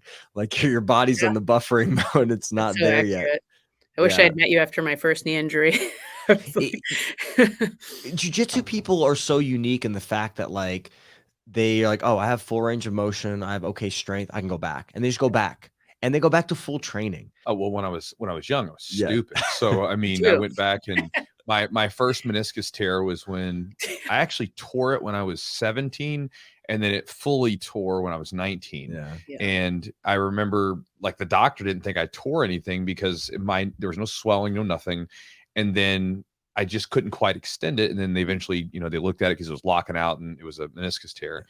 When they had to shave it down a little bit because it was all frayed and messed up. When they shaved it down, I went right back. I was like, okay, well, like, I think I did a tournament like 6 weeks out from it was the dumbest thing ever. I was just like, all right, we're going to do a tournament now that I'm back. And because I was walking like within the next day after and so today, so for people that maybe, because if any of you were listening to this, you might experience a meniscus tear. My dumbass did it in a way where now, if you ever meet me, or if you've ever watched one of my videos, you notice I waddle kind of to the side. My right leg does not fully extend. So like it's almost there, but just not quite. My right leg does not fully extend all the way. I can't flex my quad all the way. My left leg's fine. Now my left leg, I tore that meniscus cartilage when I was 28 or 29. And back in 2014. I tore that one. And then when I came back from that one, he gave me some exercises. I did all my exercises. I did them every day for weeks and weeks and on end. And then when I came back, I remember said, okay, after about, I think it was 8 weeks after my surgery, I then came back to drilling. I did not do my first regular roll until I was 12 weeks out from the surgery. And at the 12-week point, I was grabbing like some of the guys that I knew I could roll kind of slow with. I didn't have my first like right on, like, we're going to go get after it roll for, it was probably 14, 16 weeks out from from the surgery. And this one has recovered fully. I can fully lock my leg out. No problems whatsoever. Yep. It's like you're reading my jiu-jitsu diary. I did the same thing. Yeah. It was like the first surgery, and the surgeon's like, no, you're good to go. You're good. Yeah. The PT gave me a piece of paper with some exercises on it. I'm like, yeah, I did some of that. Went back in. I tore it standing up off the mat. Like I pushed off with my hands, and I just fell back on the ground. I'm like, well, that's not good. It wasn't that bad. So I left it for a while. It wasn't locking or anything. So then the one later was at brown belt, and it was like traumatic. A guy like sprawled on my leg, and it was not good. I had to get like dragged off the mat. It wasn't a good look. It wasn't a good day. Yeah. And but that one, same as you, so careful. Yeah. Found the PT that knew what to do and understood what kind of load I was putting it under. Was much more careful. A lot of single leg stuff, a lot of work before I came back on the mat. And then I wasn't rolling, I was drilling, and just exactly the same thing. Good partners and much better success, and no re-injury on that one. I was just a lot more patient with it. And I wish I didn't have to go through the first one to know that. Yeah. So if anyone's listening, like, please find a good PT, find a good strength and conditioning coach too, someone who really knows how to coach the lifts, so you're doing those properly too. Did you lose any degrees of extension on your knee? Yes. It's kind of like yours. Like it doesn't quite totally straighten out, but mostly. And it's better now than it has been. I don't have the shock absorption that I used to. I went snowboarding this weekend, and I love snowboarding in the trees, and the trees are very close together here. So a lot of knee stuff, and it always blows up a little bit. I went to a chiropractor, and he's like, what did you do? And I was like, the trees, man. He's like, stay out of the trees. I'm like, oh, God, I don't want to. Yeah. But Getting old sucks. yeah, Yeah, and yeah, don't neglect, like, also I'll tell people, don't neglect like your hips, right? And your ankles and your kind of the knees. Actually, people think the knees just bend and straighten, but you also have some rotational components to the knee as well. The shin, the way the shin articulates. So like you want to work that stuff too. And I just do these like joint exercises, joint circles and things like that actually work on the full mobility. So at least you give yourself a little bit of time. That's with everything. You want to have some end range strength as well, because where you get injured is on the end ranges where your leg is fully locked out or fully rotated or whatever. So you want to work on like those type, like strengthening isometric, like holding against some resistance, things like that, just so your body has a little bit of capacity to kind of either give you a little time to tap or just give you a little bit of time, just a little more space so you don't injure your joint. But I mean, a lot of that, like I know I have a meniscus tear. It's been I can't sit like with my legs crossed. It's yeah, not bad. And for most people, you don't need surgery. Like if you have a meniscus yeah. tear, like in many cases, like as long as it's not catching and locking, you're probably okay. But like if it's like getting stuck, like, hey, don't play around with that because it could get worse. It could re-tear even more. So you gotta Yeah, be careful. and the surgeon the second time, same surgeon, by the way, he's just like, "Welcome back," and, years later, a few years later, and I said, "Can I roll with one leg?" Basically, I have a trip to Europe coming up, my coach, Matt, at the time, takes his brown belts to Europe, and you basically do battle in Europe to see if you're a black belt with Oh, all the gyms there, and I was like, "Can I roll still?" And he's like, "Well, it's already damaged, you're not gonna do anything else to it. You might risk your ligaments a little bit if it's swollen, but the meniscus is torn." So I rolled for a couple months, and mm, mainly, not using that leg munch. So a lot of closed guard, taking the back, just kind of working around it, letting people pass on that side and getting out and kind of recovering that way. And when he did the surgery, he's like, "You shredded it." He's like, "You mm. shredded that piece," and the piece was moving around and abrading the cartilage in there, and I was like, "I asked you if I Yeah. could do it It still, it and you said depends on yes." it depends on the tear. Like, Yeah. it depends on the type of meniscus tear you have.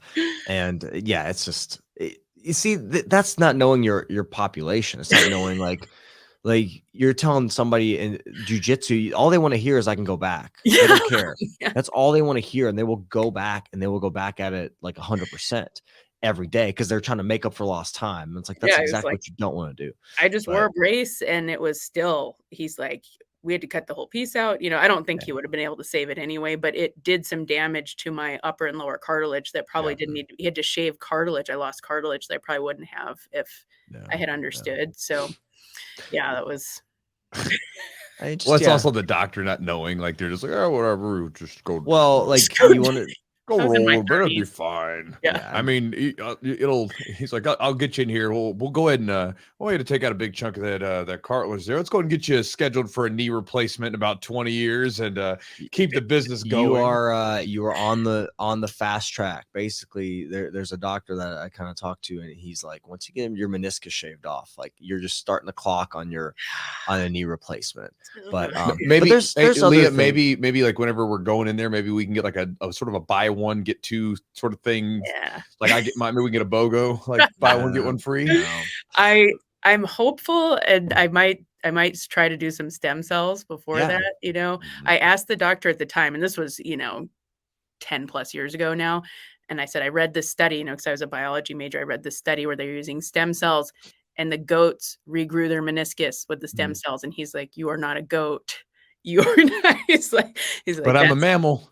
He said, "That's not a thing yet. That's not really gonna help you. We're just gonna go in there and cut it out." I said, "Okay." Yeah, yeah. And if you're young, they can sometimes repair it. They can suture it back Mhm. down, but you have to be fairly young. It has to be a certain type of, Yeah, certain so type of tear, and the sucker yeah. just we're so Yeah, and then prone you to can't like tear. stand on it for like you're non-weight bearing for a while. It's a very slow recovery, so it's just one of those things. But you just have to be kind of, if you can, as a young person, if you can get your meniscus repaired, please do that because it can save your knee, the longevity of your knee.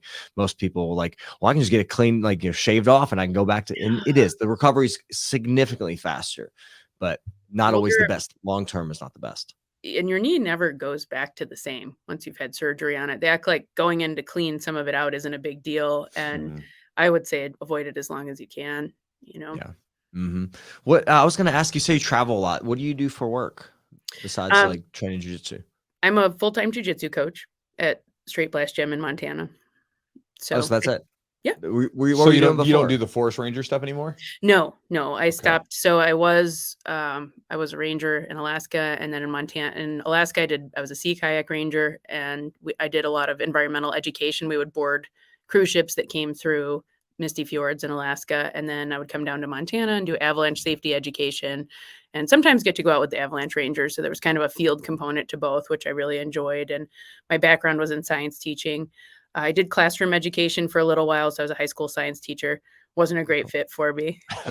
So Travis ended up having a job, a full-time position back in Montana. The gym really grew. We went from having 6 members to, gosh, I think we're up to like 560 at the gym here. And then there's 5 SBGs in Montana now that have spun off that gym that are our black belts that moved out. Travis's son started a gym now. So it got bigger and they needed full-time staff, which was really cool. So I got to do that full time and just compete and train. And so now I'm starting to do some more seminars. I'm coaching, and then with a business partner that trains with me here, we're actually going to start a gi company, which I'm really excited about. What's the angle in the gi company that you guys are trying to do? We're going to try to create women's separates. So ladies That's pants difficult for women. that are cut for ladies. Yeah. I've been doing a lot of research on gis. I've been ordering a lot of women's gis, and the pants, when you look at a pair of women's jeans versus men's jeans, the women's jeans have a curve to the hips to accommodate your hips and your waist. Then the waist is smaller. When you look at a pair of ladies' jiu-jitsu pants, they are straight, and they accommodate your hips by putting a bigger fabric panel in back. So you have this gathering around the back, and it does work to some extent, but I think we can do better. And there was a company that was doing it for a while. They're not around anymore. So we're going to try to kind of fill that niche to start with, and probably make some standard men's gis as well. But there's a lot of companies doing that. So we want to kind of start with the ladies' pieces first. And when you buy a women's bathing suit or women's clothes, you almost always buy separate tops and bottoms, because women are very different sizes on the top than on the bottom. So we want to try to kind of solve that problem. Yeah, that's a thing. I know that like whenever I'll do gi orders, for stuff, men are a little bit easier. It seems like there are some that need to make some adjustments, for their gi pants and tops, but for the most part, they're pretty okay. It's not too hard. It's like I can get an A3, I can make it work, whatever. But sometimes there's a different one. But I remember like with women, it'll be, if we're doing like the traditional A3 sizes with tops and bottoms, like there's tons of switches that need to be made. And then even like when we were doing the origin order, and everything's in guy sizes, jeans and stuff like that. And they're like, what do I order? And then, then they get maybe a waist that fits them, but then the hips don't fit right, and there's so much variability there. And so I think that obviously as the sport does grow within the women coming into it, as women begin to come more and more to jiu-jitsu, that's definitely a thing where I think a lot of women would appreciate it. I know that there was a woman, like a woman focused like nogi rash guard and shorts and stuff, and they were like trying to address the problems like being see-through, on the pants and stuff that women don't like, or all these different stuff, and even the fits of the way the spats and stuff like that fit, that a lot of women would struggle with, because like you said, there's so much more variability there. Yep. Yeah, I think that's where we're going to start, and maybe move into the soft goods a little bit too. I used to have 2 ladies that they each wore a different size top and bottom, so they would buy gis together and then just trade. Smart. And that was how they would get around that. But yeah, the origin pants, if you order them 4 inches larger than your waist size, they'll fit you as a female. And Nicole told me that, because I just couldn't figure it out. I got there and I'm like, these pants I can't get these pants on, and I've torn 2 pairs of gi pants in my career right up the back. I mean, I always wear shorts under them, but 2 pairs just got wet. Just blown them out. Gone. Yep. One was at a seminar. I was just like, whatever, this happened. I told Pete, I was like, Pete, I'm going to rip these pants. And he said, these are sewn by American hands with They're American not going to cotton. rip. He's like, Yeah. told me he would give me $1,000 if I ripped them, and it hasn't happened. They're actually made really well, but they're tight, so I can wear them, but they are a little bit snug. So we're gonna make some that have a little bit more taper to the waist, and go from there. That's cool. Good That's luck with that. awesome. Thank And you. then what was the you mentioned about like you're talking about the little PDF and the stuff that you had created relating to women in jiu-jitsu classes and stuff like that. Where can people find that? So it's on my blog at this point, but I think in the new year, all of it's on my website, coachleahbjj.com. Okay. So you can see seminar things. I'm going to add a coach's corner. I'm going to put some lesson plans on there, just some free resources for people Mhm. this year, including that PDF. And that took me forever to make. It was something that came up at Origin Camp the year before, and it took me a whole year to come up with something that I felt like was everything I wanted to say. It's kind of like a thesis for me in jiu-jitsu as far as coaching women. And so I'm going to that'll be on there. And then some upcoming seminars that I have. We're also going to get an opportunity to work with the Fieldcraft Survival group, Mike Glover's group. Yeah. They One of do my a lot students of, just went to one of those. yeah, they do a lot of family preparedness, and he Mhm. doesn't have a big niche for ladies and kids, but he wants to do whole family, preparedness things. So Andy and I are going to help him with one of the seminars coming up, actually both teach a segment and maybe even do some in Montana as well, where there's a shooting and a jiu-jitsu component. So having, disaster preparedness plans and just making everyone in your family more capable and more confident. I don't think Sure. that's ever a bad thing. And it's fun too. That's very Yeah. cool. Yeah, that's awesome. Well, Leah, thank you. Thanks for your time. And if people want to get a hold of you or see what you're up to, or even check out some of your seminars, where can they do that? CoachLeahBJJ.com, and then also on Instagram, Leah Stumpf SBG_SBG. Awesome. Cool. Well, thank you. All right. Appreciate. Thanks for Thank you having me so on, much guys. for being here. Yeah. Thank you. Bye. All right, guys. So hopefully you enjoyed that podcast with Leah. Again, I found it interesting. I think she's a pretty interesting person. Yeah, Super she's cool. I mean, so we didn't really get into it because again, we're working with a limited time here. But she was like a park ranger, doing all this stuff. Yeah. It was pretty I wanted cool. to ask her about that stuff. Yeah, it's like 'cause it's she like traveled. Like she talked about traveling a lot initially, but now she travels for jiu-jitsu and teaches seminars, which is cool. yeah, it was like because I remember talking to her and it's like, okay, so you were a park ranger, you're a black belt in jiu-jitsu, like a lot of cool things. It's like it's a pretty neat thing that not every day you meet someone that like traveled to be a park ranger and they're also a black belt in jiu-jitsu and all this stuff, So again, super cool stuff, and hopefully you guys got something from it, men or women, because again, lots of good takeaways from there for training. One of the things that we did take away I think this is going into the Patreon. It is going to be a chat with her about like what it's like to roll with your significant other. Any of you that have had that experience, you understand how challenging it might be to roll with someone, especially if you're competitive. Like me, for instance, with like my wife, Jess is not competitive. Like she's just not. Like Jess is like, she's like a person that likes to come in and when she trains a little bit, she'll train a little bit, but she's not competitive. Yeah. And so like we never really had a problem. And she never really had a problem anyway with like that kind of stuff. But when you have two competitive people, two tough people rolling, you can sometimes butt heads a little bit and it can be difficult. So again, she talks about how they work it, manage it out. And it's pretty interesting. And so again, if you guys want to get access to that, you can go to the Patreon at patreon.com/the Jiu-Jitsu podcast and snag it up with all the other content that we put on there as well. And then guys, if you want to support the podcast, you can also go to our sponsors at charlottesweb.com. Promo code is Jiu-Jitsu20 for 20% off the order. Also, keep in mind that we are doing a special bonus with the Charlotte's Web right now. If you order anything on their website, whether it be the balms, some tinctures, maybe you're someone that has to worry about pissing hot, so you need to check out their Daily Sports Edge, which is NSF certified sport. Pretty cool. Again, it's essentially that's USADA approved, meaning like if you were to be tested by USADA, they'd be like, this product is safe. So keep that in mind. But that's it. If you get whatever CBD product you're interested in, if you order something from them using that code, send us a copy of your receipt with the order number. You don't have to put your address. So we just need the order number there and send it back to us. And we will then send you a link to a special collection of 22 unreleased videos. These are videos that were supposed to be put on YouTube. For some reason or another, they did not make it. And so they sort of sat in limbo forever. And I put them into a little group of 22 videos. And I was like, oh, I'm going to give these away to some bonuses. Right. And so again, that's what it is. It's a bonus of rolling videos, lifting videos, Q&As, talks with other black belts, just some random stuff. But again, good content, super entertaining, and could be useful to you. And if you guys want to get access to it, you can order some CBD and then send us the receipt afterwards. And just make sure you use the promo code Jiu-Jitsu20. Also, if you are looking to get some new Jiu-Jitsu gear, again, I encourage you to check out my buddy Matt's website at epicrollbjj.com.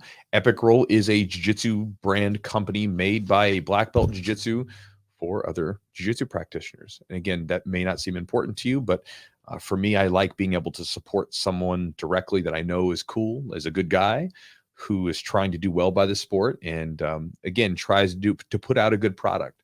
Again, it's not just like, hey, give me your money and go screw off. It's like he's going to try to give you a good product that you will like, that you will want to wear, that you'll want to buy from again. And again, to sort of share this with you, I mean, I'm getting ready to do another batch of Chewjitsu gear with him. And I'm also going to do my gym rash guards with him as well. I'm going to see about if we can work that out, because I like the product that much. And so I think the quality is good and I like the designs. And so I want him to make us a cool Derby City rash guard as well as a cool Chewjitsu one. And so again, I'm willing to put my students in it and myself in it. And so I have full confidence in whatever you decide to get from him. But if you do decide to get something from him on his website at epicrollbjj.com, use the promo code Jiu-Jitsu for 15% off. Also, if you are a man or a man in your life needs some better grooming products, then I encourage you to check out manscaped.com. Go to their website, manscaped.com. The promo code is Jiu-Jitsu20 for 20% off the order, and you get free shipping. And again, check out their stuff. They have, obviously, their trimmer is like one of their main flagship products. It's a fantastic trimmer. It's waterproof. It has a long battery life. It's got different guards and stuff like that. It's got a skin safe technology. Like my wife, like a lot of times before things, many of you men listening to this and women that have husbands and boyfriends that they've been with for a long time, you guys are going to understand this. As I got older, started getting like hair in different places besides my head. It starts falling out of my head. Like Eugene laughs at me because I still got a lot of hair, but like I've noticed the last couple of years, my hairline's receding, so my forehead's getting bigger. And, but then for some reason it starts growing out of my chest and my back. I'm like, well, come on, your man. ears. Yeah, your ears and everything else. So my wife will, she does an occasional shearing of me. She'll like, like if I'm going to go like do something where I have to take a shirt off, or let's shear you up, right? Go like we'll go to Costa Rica soon. She'll shear me up there so I can, I'm not like going to the beach like the friggin' what's the big monster in the Northwest Pacific? Sasquatch. There you go. Yeah, Sasquatch. There's a lot of those. Bigfoot, Sasquatch. Is that the same thing? Those aren't the same, are they? Probably. I mean, it's interesting. So like a lot of these things happen. Like there's the Loch Ness Monster. Yes. In Lake Champlain, they have one called Champ. It's just like, it's a similar type of like monster thing, whatever. Okay. Anyway, random fact. I just read that last Interesting. night. And so anyway, with that said, she will shear my back. I have an old set of trimmers that, was powerful and everything else, corded trimmers. And she's nicked me a couple times with those. With the Manscaped ones, we can take that guard off and she can just like get in there and get real close to my skin. No problem. I've never been nicked before. She's never drawn blood with those. And so with that said, if you guys want to check out anything they sell, whether it be the trimmers, the balms and the other shaving products and the body soaps, and I mean, they've got pretty much anything you would possibly need to look and smell great. You can check it out at their website. I've used almost everything that they sell. And again, because of that, you hear me talking about it, which means I feel confident that if you get something, you'll be satisfied with the product. And so you can check them out at manscaped.com. Promo code is Jiu-Jitsu20 for 20% off, and you get free shipping. And guys, if you would like to join my email newsletter, get access to 3 free ebooks, and get my daily email newsletter. I think I just said that twice, but we're going to roll with it. A little redundant, but hey, whatever. These aren't scripted. Monday through Friday, I send out an email, usually on Monday through Friday, sometimes on the weekends.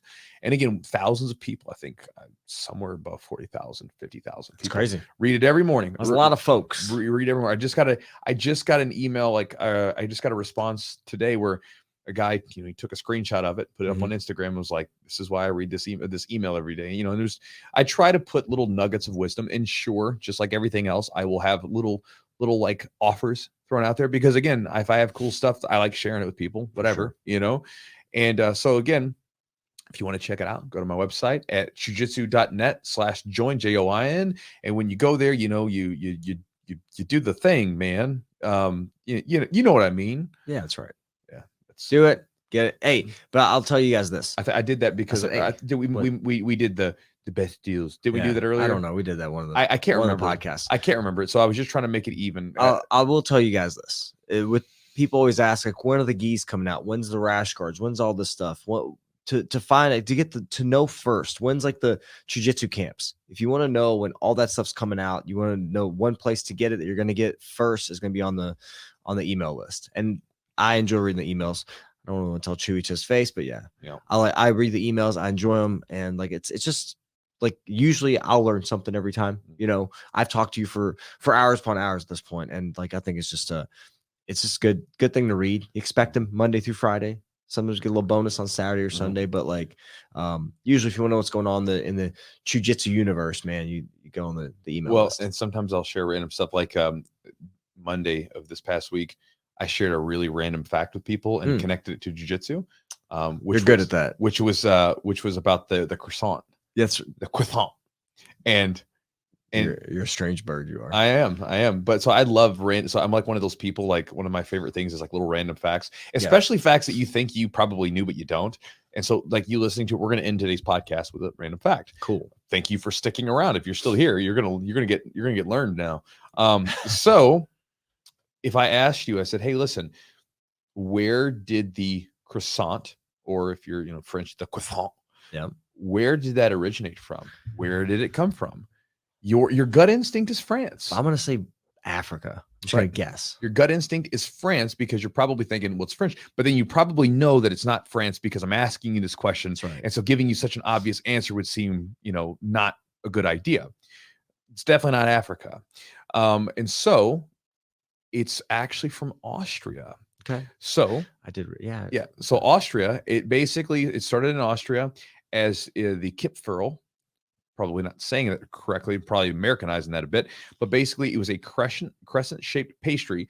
And as kind of legend and story would have it, it sort of became, they sort of made it into this thing when after the Second Siege of Vienna, when the Austrians repelled the Turks, the Ottoman Turks, which, by the way, if you're a history geek, that's a really cool battle to read about.